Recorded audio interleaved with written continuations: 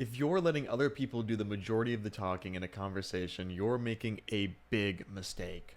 Although it seems like the polite thing to do, it's causing you to be inauthentic and push others away. Unfortunately for me, I learned this lesson the hard way. Standing at the front desk of my local country club gym, I'm folding hand towels, knowing that a good majority of them are probably going to get stolen by the members. But before I can finish, something from outside grabs my attention. Within seconds, I begin to fill with rage. The kind of anger that sneaks up on you and grabs control, leaving you forgotten of anything you were doing before. I watch as the doors fly open and a man steps into the building. The man immediately flashes me a smile and steps closer to me. With nowhere to run, I stand there and I accept my fate. This wasn't my first time experiencing the wrath of this gym goer. To say he was a gym goer was a compliment because I'm sure his only existence on this green earth was to torment me. Not by mocking me, not by hitting me over the head, but sentencing me to the worst punishment anyone can face. Getting held hostage by someone in their never-ending desire to speak random thoughts to you. All jokes aside, you probably know someone just like this. And the sad part, I bet you listen with a smile on your face. You pretend to be interested and even ask follow-up questions.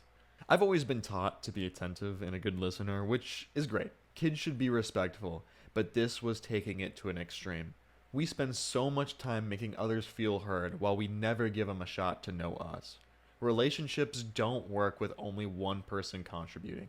There's nothing wrong with caring for one another, being a good listener, and choosing to put others before you. There is a problem with not treating yourself with respect. You are just as important as the people you speak to and deserve to say just as much as they do. But if you're anything like me, that's hard to do. It's much easier to let someone talk while you nod your head because it's safe.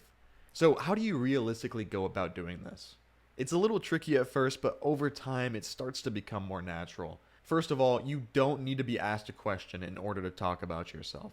Talk about whatever you'd like whenever you'd want to. It sounds selfish, but it allows you to put effort into a conversation without relying on an external factor. Obviously, don't be performative and don't talk if you don't want to, but by being honest about it, you end up getting so much more enjoyment from a conversation that would have rather left you uninterested. It's a good idea to try to make every conversation you have with someone try to feel 50-50. It's up to you at the end of the day, but sometimes I personally like listening over talking when it comes to the people that I truly care about. But I will never sit and listen to a conversation I don't want to have without pushing my own ideas and interests onto the table. And when I don't want to talk anymore, I politely excuse myself and leave. Being a good listener doesn't push people away. Hiding yourself and your true feelings does. Save your time and energy for the people you truly care about. Thank you.